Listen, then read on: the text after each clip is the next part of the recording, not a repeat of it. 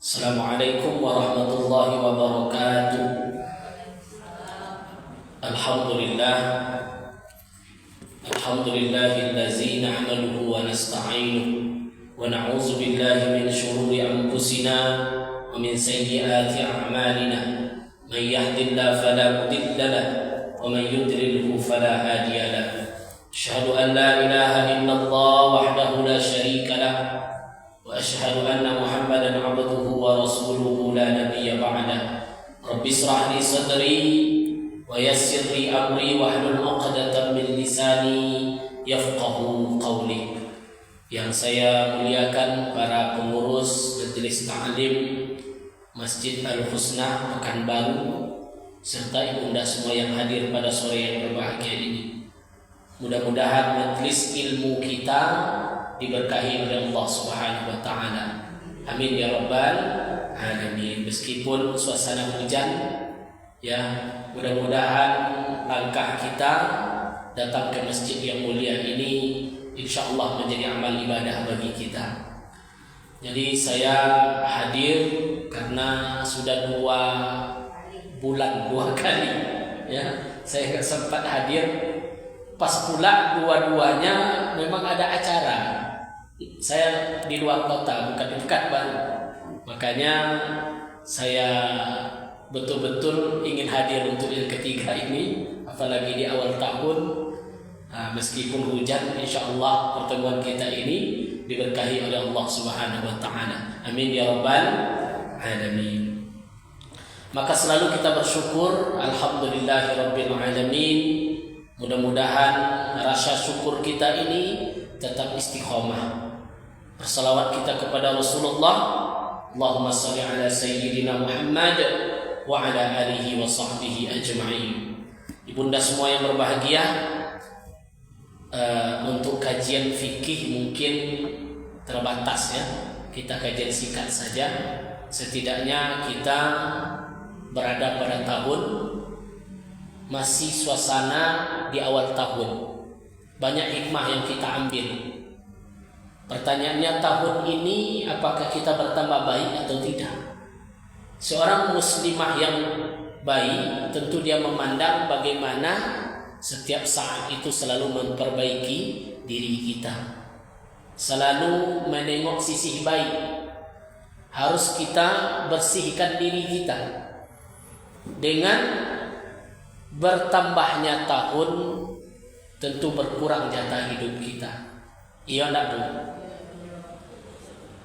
Enggak terasa tahun terus berganti. Pertanyaannya, apakah waktu itu selalu kita sia-siakan? Makanya menyangkut waktu ini, Allah banyak bersumpah tentang waktu. Coba kita lihat, wadduha, apa artinya itu? Demi waktu duha. Wal lail, demi waktu malam. Wal fajr, demi waktu fajar. Wal asr, demi waktu asar. Wan nahar, demi waktu siang. Jadi banyak Allah itu bersumpah demi waktu. Maka dalam surat Al-Asr tadi Allah jelaskan, wal 'asr innal insana lafi khusr. Sesungguhnya manusia itu dalam kerugian. Jadi apa maknanya di sini? Banyak di antara kita menyia-nyiakan waktu. Padahal waktu itu singkat, tidak lama. Itu jelas Allah katakan dalam Al-Qur'an. Kaifa takfuruna billahi wa kuntum amwatan fa ahyaakum tsumma yumitukum tsumma yuhyikum tsumma ilaihi turja'un. Jelas. 4 di sini, ibunda semua. 4 fase waktu yang akan kita lalui. Berapa macam? 4 fase waktu. Tempat-tempat waktu yang kita lalui itu ada 4 fase. Sekarang kita berada di fase keberapa? Abu? Ibu, fase yang keberapa sekarang? Fase yang ketiga, innalillah nanti Ibu. Fase yang kedua, kedua.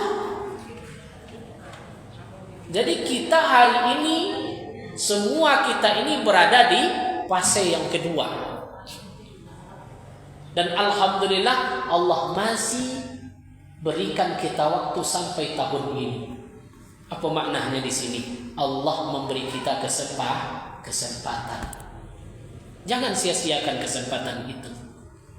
Kenapa? Innallah yaqbalu taubatal 'abdi ma lam yugharghir. Sesungguhnya Allah menerima taubat seorang hamba sebelum nyawanya di kerongkongan. Sekarang kita dikasih tidak kesempatan nyawa itu? Masih. Ada yang nggak tahu? Ada nggak yang tahu kapan dia datang? Nggak tahu. Maka jangan sia-siakan. Banyak orang yang kesehariannya kelihatannya baik, tapi akhir hidupnya su'ul khatimah. Di mana bapak tuh mati? Mati dia sedang minum minuman keras. Na'udzubillah. Kadang mungkin nampak kita biasa-biasa saja, tapi bapak itu wafat. Di mana dia wafat? Di masjid ketika sholat. Masya Allah. Dan itu tanda. Dan kesempatan itu Allah buka. Maka kuncinya apa? Tubu ilallahi taubatan nasuha. Taubatlah kamu, kembalilah kamu kepada Allah itu taubatan nasuha, betul-betul taubat yang sebenar-benarnya. Ya, taubat itu ada dua macam. Taubat yang sebenar-benarnya, yang kedua taubat sambal lado. Tahu taubat sambal lado itu? Hah? Tengoklah orang taubat sambal lado. Makan dia di ayam geprek, contoh di Majak itu kan banyak sekarang itu. Nah, makan ayam geprek lah ibu terus keluarga. Sampai di rumah mencret. Apa kata ibu tu, Pak? Pokoknya mulai hari ini sampai besok-besok nak akan makan saya di situ lagi. Seminggu baru hujan datang kan? Nak tahu gak so makannya kata. Makan lagi. Itu namanya bukan taubat. Diulang lagi. Jadi orang-orang yang taubat itu betul-betul dia kembali kepada Allah dan dia tidak akan mengulang. Pertanyaannya, apa syarat taubat itu Ustaz? Boleh dicatat. Setidaknya ada 6 poin. Baru kita dikatakan taubat. Berapa poin? 6. Coba di awal tahun ini yang kita kerjakan, termasuk saya sendiri. Yang pertama, apa pertama yang kita perhatikan kalau kita ingin taubat itu artinya kan kembali kepada Allah. Apa yang harus diperhatikan yang pertama kali? Yang pertama, kembalilah kepada Allah itu betul-betul karena Allah. Jadi apa yang dijaga yang pertama tuh ikhlas, hati. Jadi hati ini betul-betul kita bersihkan. Itu yang pertama. Jangan nanti bersih lahirnya saja. Ibu itu sudah hijrah, sudah, tapi iri hatinya mantap betul. Kan salah.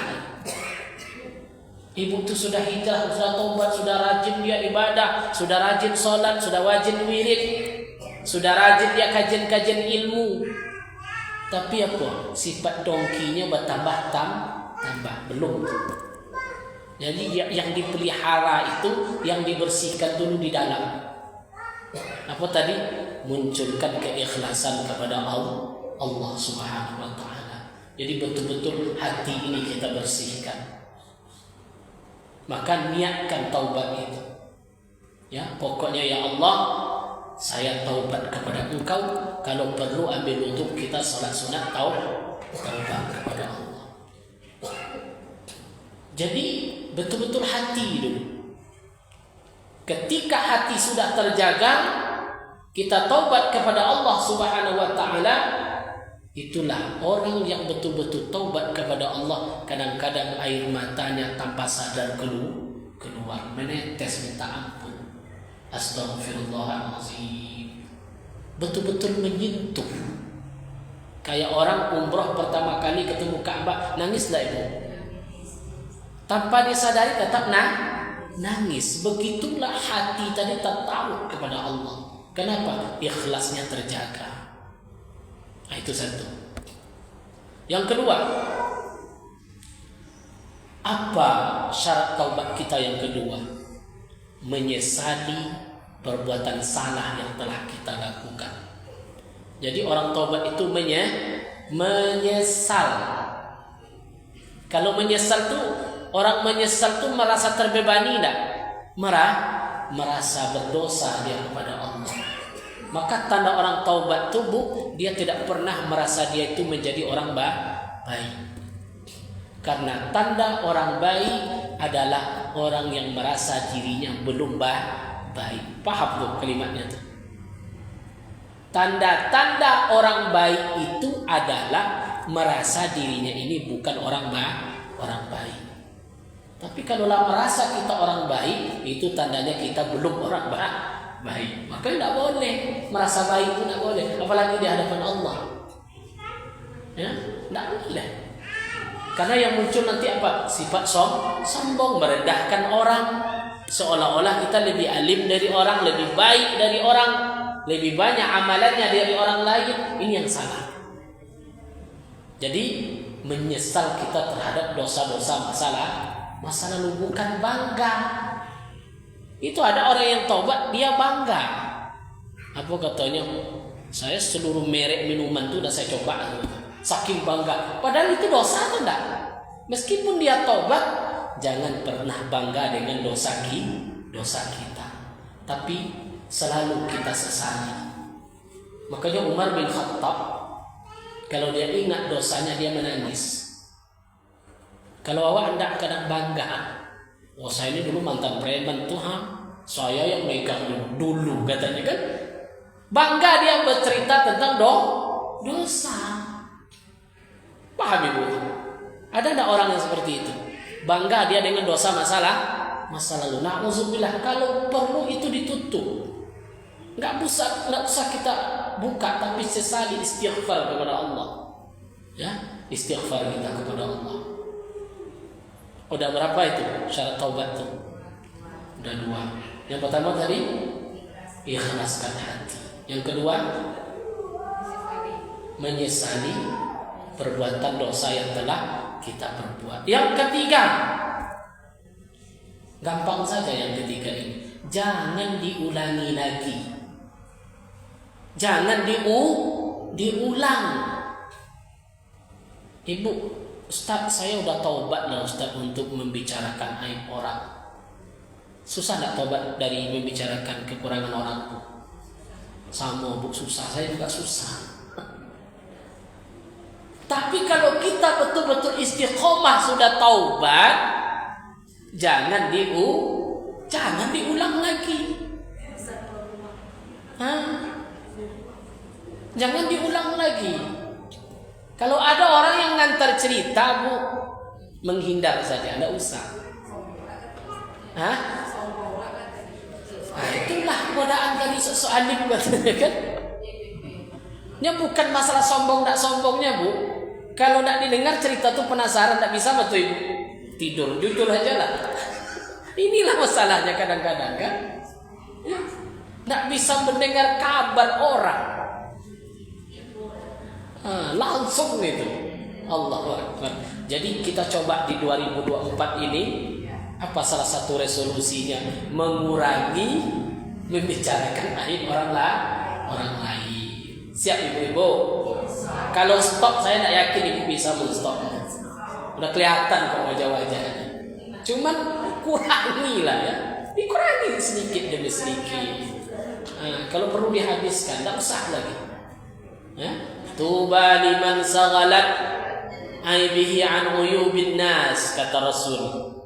Sangat beruntunglah orang-orang yang sibuk dia dengan kekurangannya sendiri daripada menengok kekurangan orang lain. Kalau awak terbalik, lebih sibuk kita menengok kekurangan orang lain daripada kekurangan diri sendiri. Ini perbuatan tidak baik. Karena orang yang baik itu dia lebih sibuk menengok dirinya sendiri, kekurangan dirinya daripada kekurangan orang lain. Maka Maka ini yang dikatakan oleh sahabat Nabi, salah seorang sahabat Nabi, hasibu anfusakum qabla an tuhasabu. Hisablah dirimu. Hisab itu bahasa kitanya, hitung-hitunglah dirimu sebelum nanti dihitung oleh Allah. Yang tahu dosa kita siapa? Kita. Orang lain tidak tahu. Ya, yang tahu aib kita siapa? Kita.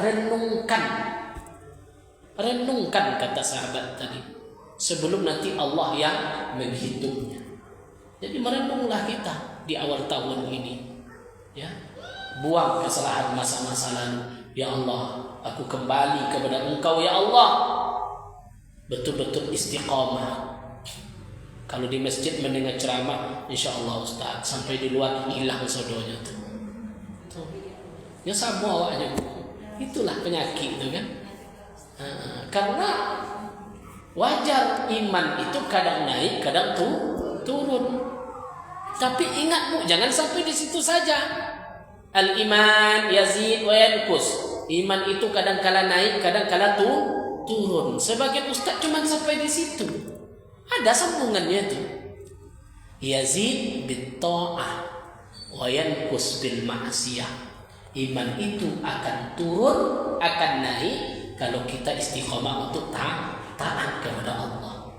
Wa yanqus bil ma'siyah, dan iman itu akan turun kalau sudah mulai banyak maksiat. Bisa diuji itu.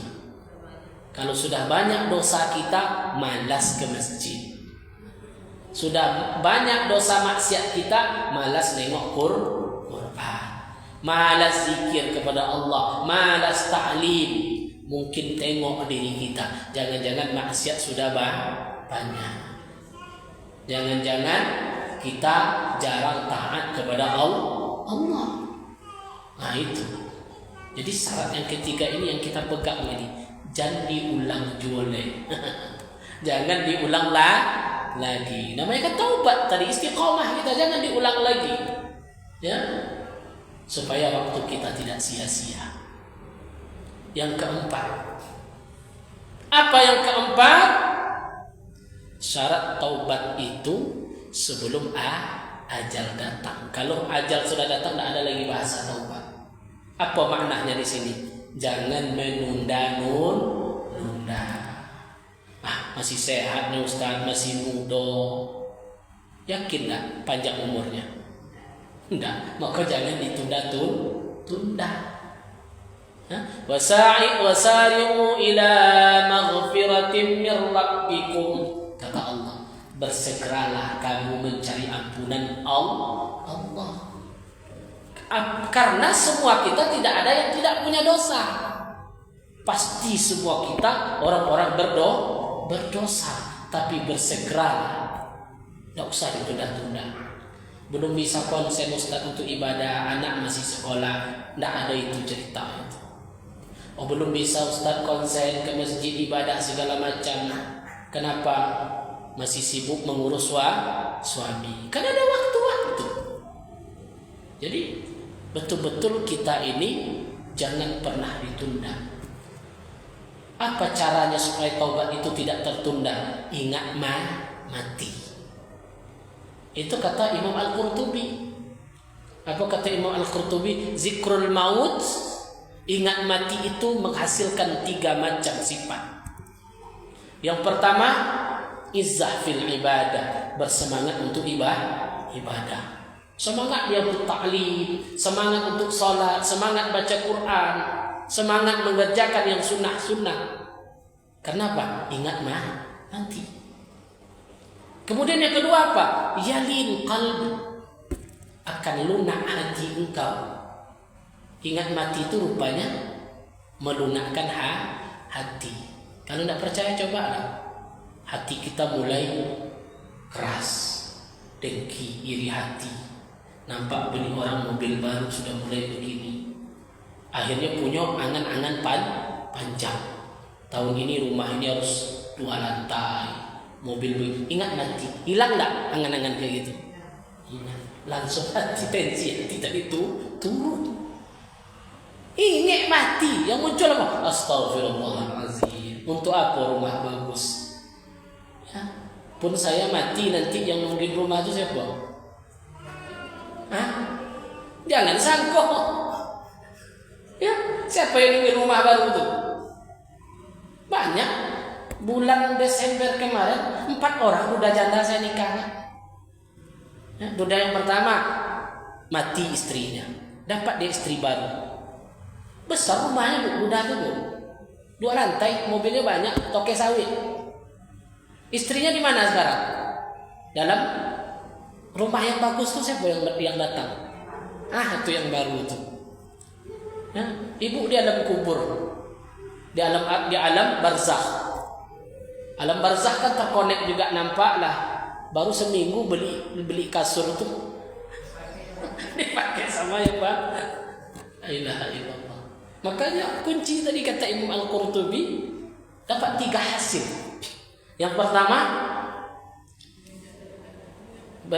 bersemangat dalam ibadah. Yang kedua lunak hati. Yang ketiga asra'ut taubah, akan membuat kita cepat-cepat taubat kepada Allah.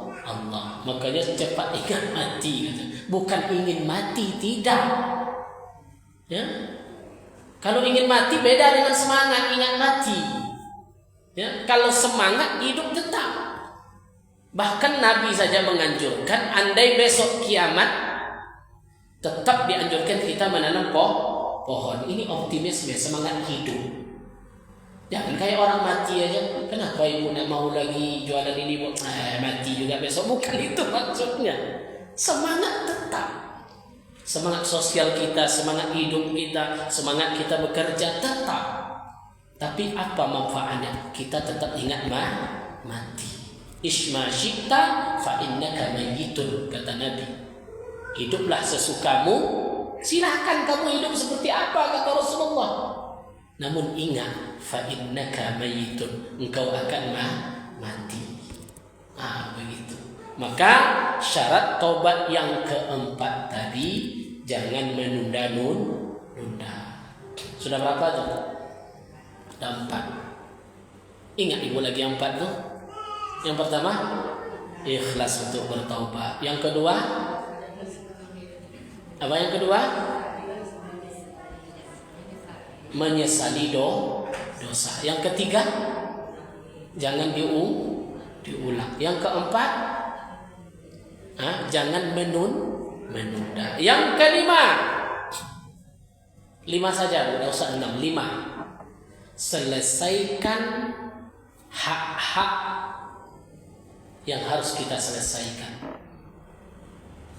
Selesaikan hak-hak yang harus kita selesaikan. Karena hak itu ada 2 yang harus kita selesaikan. Hak kepada Allah, hak kepada manusia. Urusan kepada Allah, apa contohnya bu? Puasa tinggal. Berarti kalau dia sudah taubat kepada Allah, selesaikan puasa yang tinggal. Bayar hutang. Oh Ustaz, saya sudah taubat, tapi puasa tidak dikotok-kotok, percuma. Tidak ada artinya. Apalagi kita baru puasa, ya maklumlah kadang dulu kan banyak tinggal. Panas saja matahari dikit tinggal puasanya. Wajib tak diganti itu? Itu merupakan hutang. Maka syarat taubat yang terakhir itu selesaikan hutang kita. Puasa berapa yang tinggal? Anaknya butuh ada 7, lahirnya bulan Ramadan semua. Berapa hutangnya itu? Banyak itu, 7 tahun. Ya, selesaikan. Apakah harus selesaikan secara cepat? Tidak. Senin, Kamis, niat qadha. Jangan niat sunat. Niatnya qadha. Kalau memang dulu kita ada hutang, niatkan qadha. Puasa Asyura, niatkan qadha. Puasa apa saja, niatkan qadha. InsyaAllah sunatnya dapat, qadhanya selesai. Jangan qadha masih ada, hutang puasa masih banyak, tapi kita niat puasa sunat. Tidak bisa. Selesaikan dulu yang wajib.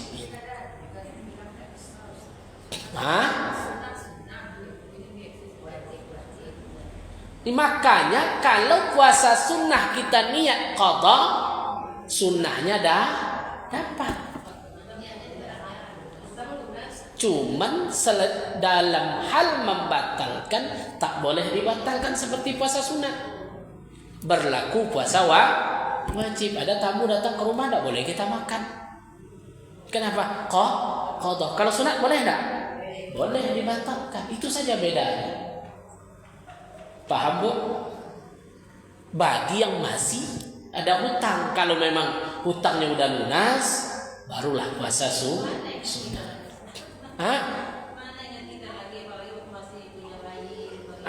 Maka qada semua.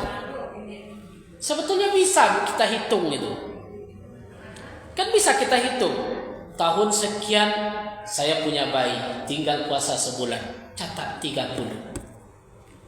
Tahun sekian tinggal juga, catat 30 kumpulkan.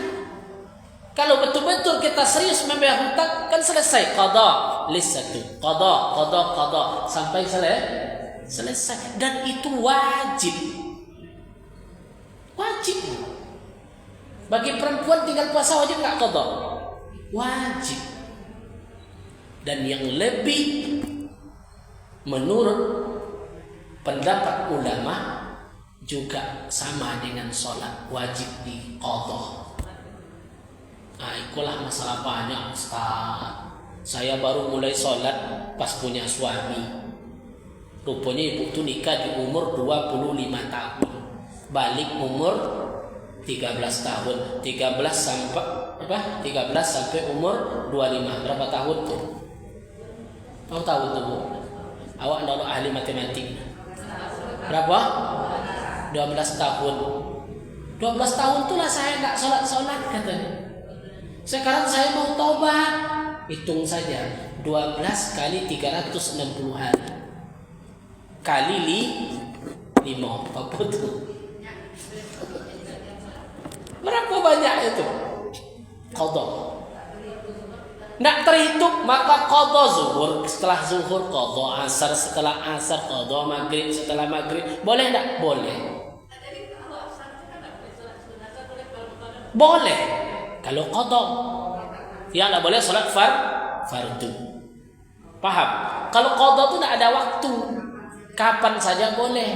Asal ada luang, saya selesaikan qadanya. Kalau memang dulu salatnya banyak yang tinggal. Apalagi orang-orang dulu ya, pergi jalan dikit tinggal salat semua.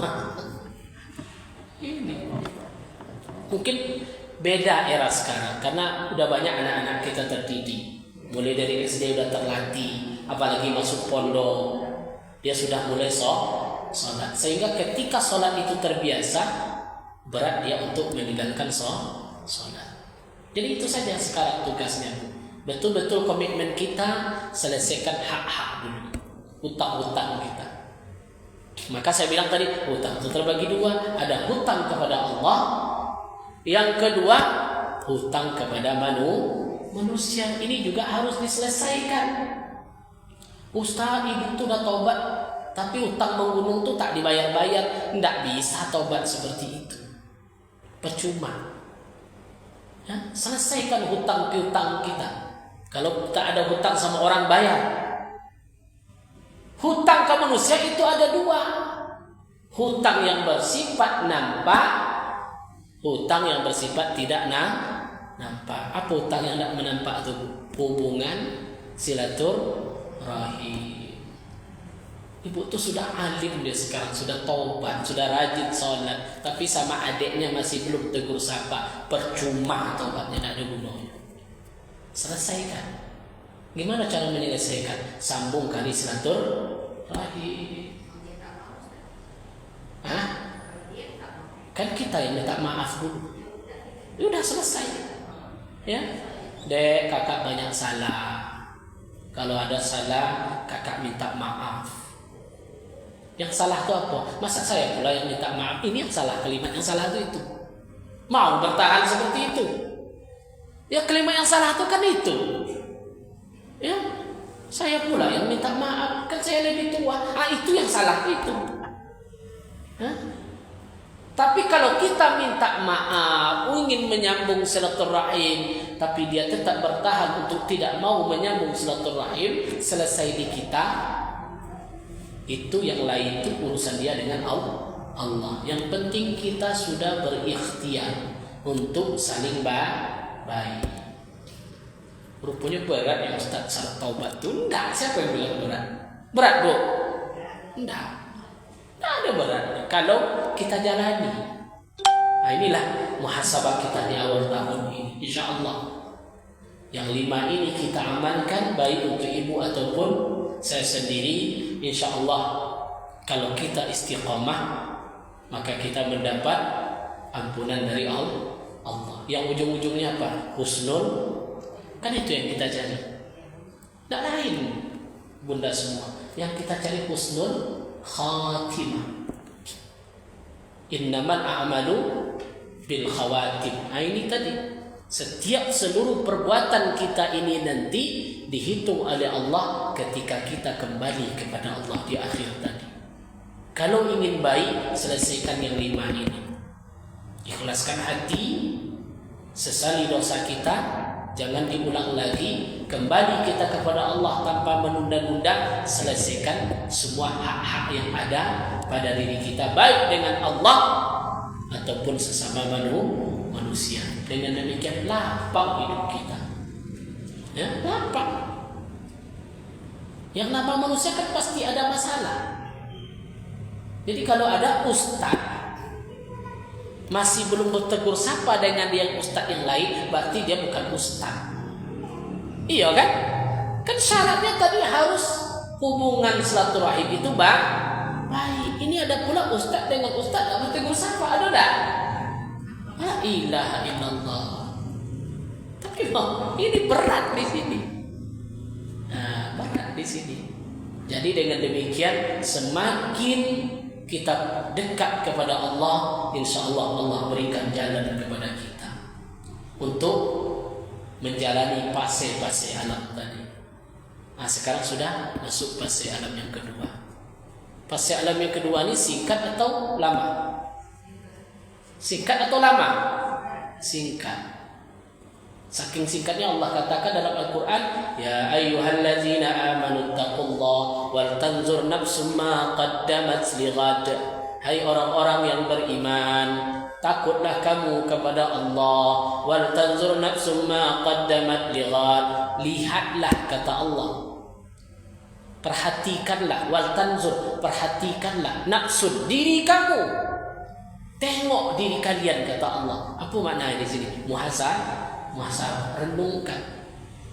Ma qaddamat lighad, kata Allah, apa yang telah engkau siapkan untuk besok. Ghadan itu artinya besok. Para ulama mengatakan ghadan itu mati. Begitu singkat hidup ini digambarkan. Besok, terbayang? Mati singkat. Begitu singkat, 60, 70 selesai. Masuk fase alam yang ketiga, alam kubur, alam barzakh. Lama nak di situ? Lama nak? Lama. Contohlah Nabi Muhammad SAW wafat tahun, tak usah Nabi Muhammad, Abu Bakar atau imam mazhab aja seperti Imam Syafi'i lahir 150 Hijriah. Kira-kira dia lah wafat sekitar 200-an Hijriah. 200 Hijriah. Sekarang tahun 1445. Hampir Imam Syafi'i sudah 1500 tahun di alam barzakh. Lama atau enggak? Lama. Jangan sia-siakan waktu yang singkat ini, sementara nanti di waktu yang lama itu kita menderita. Nauzubillah. Walau tara izil mujrimu nanakisu ru'usihim 'inda rabbihim rabbana absarna farji'na na'mal salihan inna muqinun. Bagi Jumat kan dengar ayat itu tuh. Walau tara izil mujrimuna nakisu ru'usihim, orang-orang yang mujrimun, yang kena azab itu nampak sama dia azab itu. Nah, nampak azab tadi, Bu. Apa katanya? Rabbana absarna, ya Allah lah nampak dek kami. Nampak neraka itu.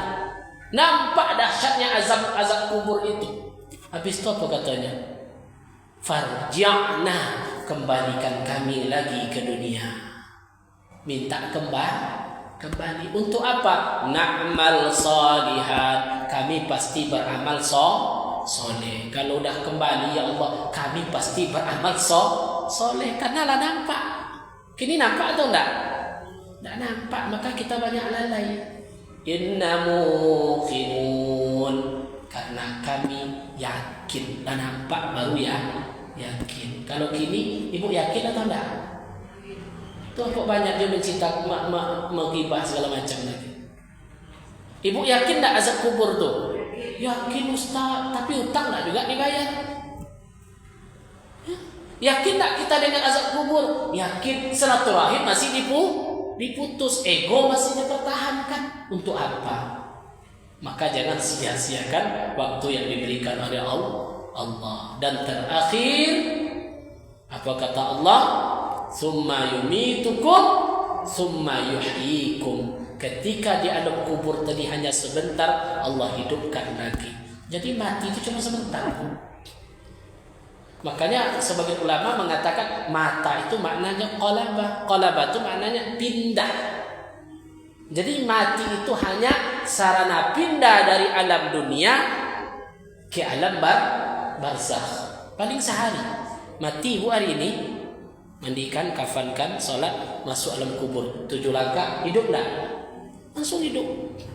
Summa yuhyikum, kata Allah. Kemudian kami hidupkan kamu. Itu Quran tuh bu. Langsung hidup. Hidup kita lagi. Ketika hidup tadilah nampak semuanya. Nampak semuanya di situ. Tidak ada lagi yang ditutup-tutupi. Kelihatan semuanya. Dilihatkan oleh Allah semuanya. Ketika itulah kita sadar.